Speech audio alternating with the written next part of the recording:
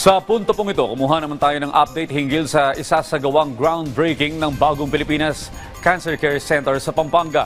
Si Vel Custodio sa detalye live. Rise and shine, Vel.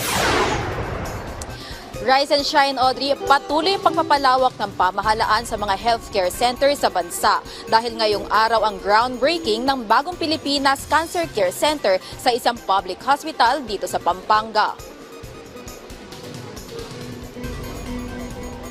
Pinangungunahan ng Department of Migrant Workers ang pagbubukas ng Cancer Care Center. Ito ay bilang pag-alala kay dating DMW Secretary Susan Tutz Ople na sumakabilang buhay noong nakaraang taon.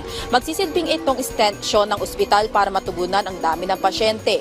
Ilan sa mga serbisyo ng Bagong Pilipinas Cancer Care Center ay ang outpatient department para sa mga pasyenteng may infectious disease at ang Cancer Care Center.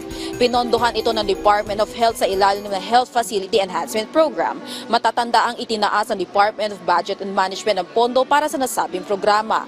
Alinsunod sa direktiba ni Pangulong Marcos Jr. sa SONA noong nakaraang taon, napapataasin ang bilang at kapasidad ng mga healthcare facilities sa bansa.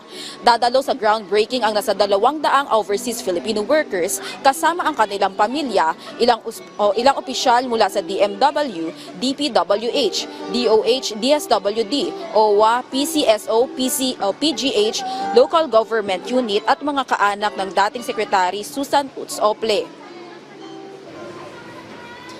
Audrey, sa ngayon nakaset up na ang tents at stage para sa gaganaping programa mamaya. Inaasahang makukumpleto ang Cancer Care Center sa November 2025. Balik sa iyo, Audrey. Maraming salamat, Vel Custodio.